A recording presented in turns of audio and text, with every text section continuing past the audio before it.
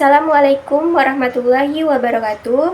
Perkenalkan, nama saya Dwi Alicia. Saya mahasiswi dari Universitas Islam Negeri Sumatera Utara, Prodi Sistem Informasi Stambuk 2022.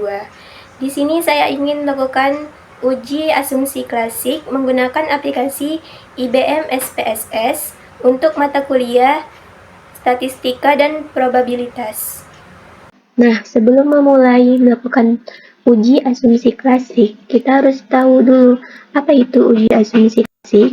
Jadi, uji asumsi klasik adalah serangkaian tes yang dilakukan dalam analisis regresi untuk memastikan bahwa model regresi yang digunakan memenuhi beberapa asumsi dasar atau klasik, sehingga hasil estimasi yang diperoleh dapat dipercaya dan memiliki validitas.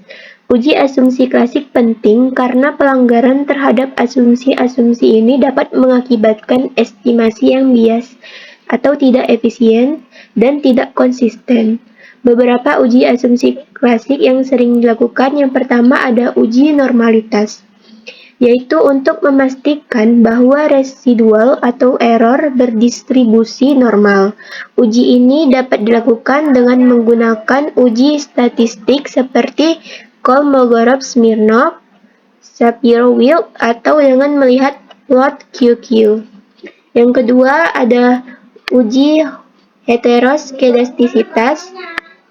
Uji ini dilakukan untuk memastikan bahwa varians dari residual konstan pada berbagai tingkat variabel independen.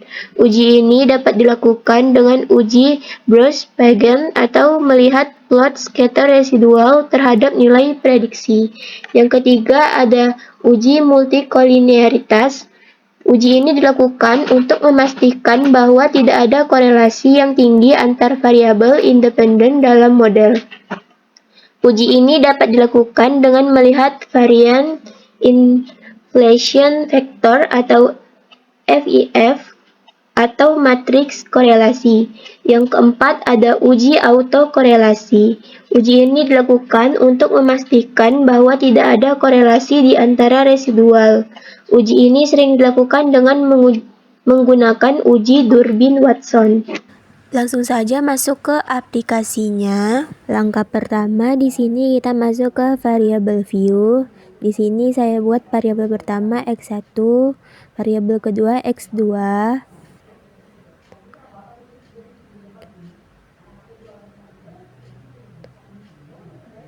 Variabel ketiga x3 dan yang terakhir y.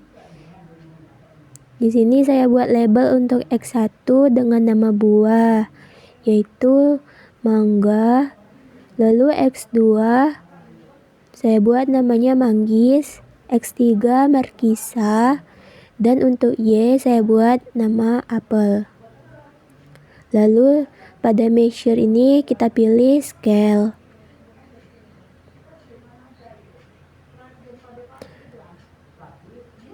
Lalu masuk ke data view.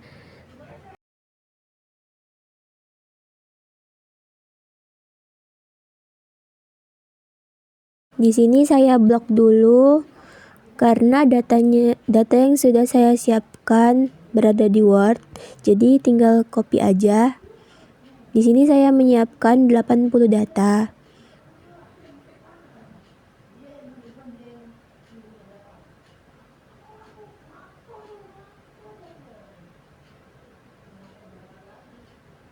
Nah, di sini kita pastekan datanya.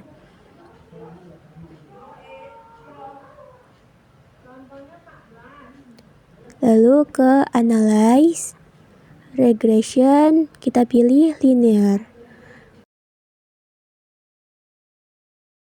Untuk X1 sampai dengan X3 kita pindah ke independen, sementara Y kita pindah ke dependen. Lalu ke statistik, kita checklist collinearity diagnosis dan Durbin Watsonnya. Lalu kita continue. Selanjutnya ke plot. Di sini stress sheet dipindah ke Y dan spread dipindah ke X. Lalu histogram dan normal ppplot dicentang lalu continue. Nah, baru save.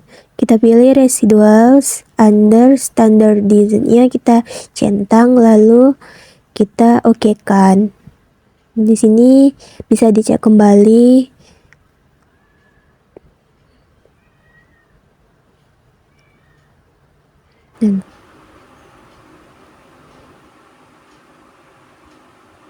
Nah, di sini akan muncul tampilan untuk outputnya. Ini sedang proses running untuk regressionnya. Ada model summary, coefficient A, dan juga ada histogram serta pp plotnya. Namun data ini belum lengkap karena belum ada Kolmogorov-Smirnov.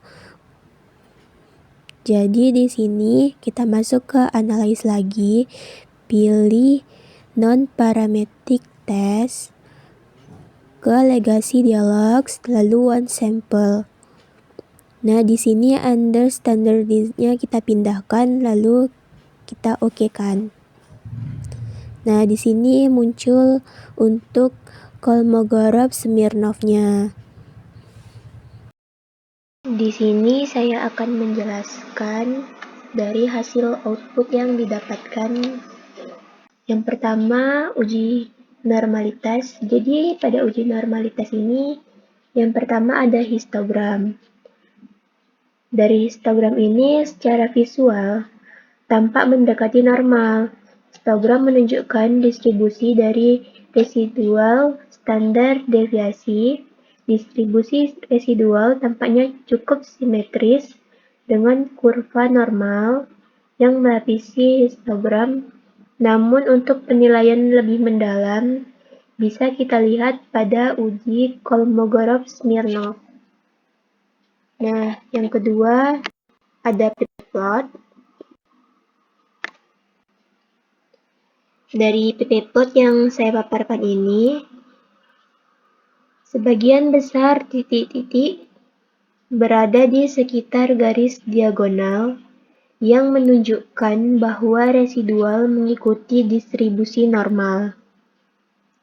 Lalu ada beberapa penyimpangan di bagian ujung, di sebelah sini dan sebelah sini, tetapi penyimpangan ini tidak terlalu besar. Jadi pp plot ini menunjukkan bahwa data residual cukup mendekati distribusi normal dengan beberapa penyimpangan kecil. Lalu selanjutnya di sini ada uji Kolmogorov-Smirnov. Jadi berdasarkan uji Kolmogorov-Smirnov ini, data residual tidak berdistribusi normal karena p-value lebih kecil dari 0,05. Di sini yang saya dapatkan 0,045. Jadi ini tidak normal. Meskipun histogram dan pp plot tampak mendekati normal secara visual, namun hasil dari Kolmogorov-Smirnov ini menunjukkan sebaliknya, bahwa uji normalitas ini tidak normal. Selanjutnya ada uji multikolinearitas. Nah, dari hasil uji multikolinearitas menunjukkan bahwa semua variabel memiliki nilai tolerance lebih dari 0,1. Di sini untuk mangga, manggis, dan markisa dapatkan 0,99 lebih, dan untuk FIF-nya kurang dari 10.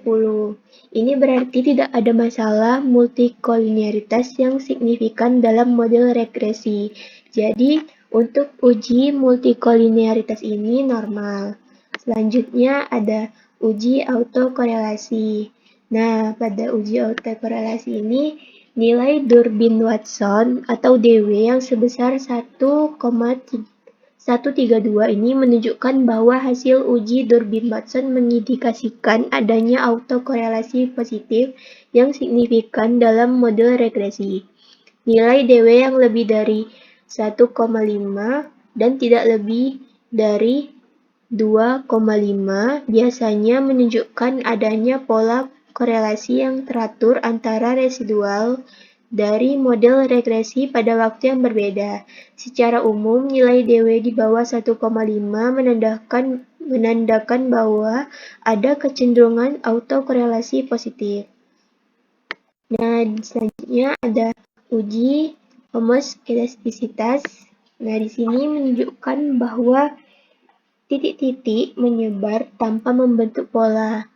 Dan ini membuktikan bahwa uji homoskedastisitas ini normal.